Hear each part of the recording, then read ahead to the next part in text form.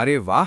आज कोशिका और कोशिका विभाजन की सवाल जवाब बासुदास जीनियस एजुकेशन में होना है।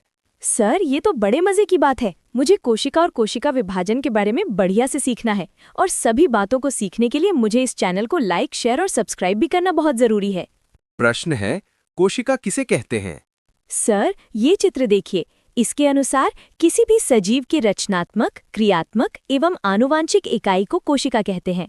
अरे वाह, कितना तेज है जी! प्रश्न है, सजीवों की जैव क्रियाओं का केंद्र स्थल क्या कहलाता है? सर, ये चित्र देखिए। कोशिका कहलाता है। बिल्कुल ठीक है।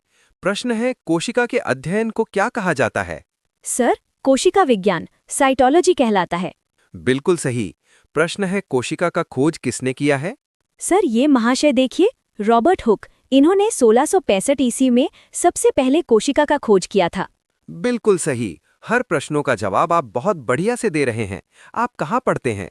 प्रश्न है, सबसे बड़ी कोशिका का नाम क्या है?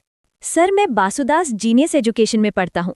सर, ये देखिए, शुतुरमुर्ग का अंडा सबसे बड़ी कोशिका है। बिल्कुल सही। ये एजुकेशन सेंटर कहाँ है?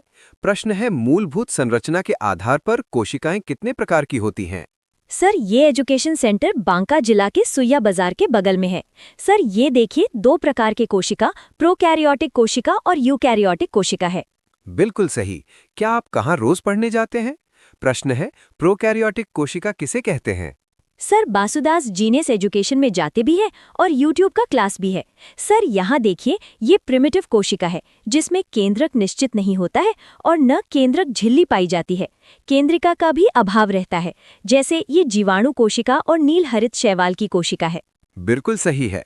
प्रश्न है, यूकैरियोटिक कोशिका किसे कहते हैं? सर, आप जरा यहाँ देखिए, विकसित कोशिका को यूकैरियोटिक कोशिका कहते हैं। इस कोशिका में केंद्रक झिल्ली से घिरा रहता है और कोशिका के सभी अंग भी मौजूद होते हैं। सुनिए, जीवाणु कोशिका और नीलहरित शैवाल की कोशिका को छोड़कर सभी जीवित पदार्थों में यूकैरियोटिक कोशिका पाए जाते हैं। अरे वाह, इतना तेज तो किसी को भी नहीं देखे थे। अब प्रश्न है, केंद्रक या न्यूक्लियस क्या है? सर, कोई भी कमजोर विद्यार्थी जो बासुदास जीनियस एजुकेशन चैनल को सब्सक्राइब करके पढ़ते रहेंगे तो जरूर तेज हो जाएंगे, निश्चित।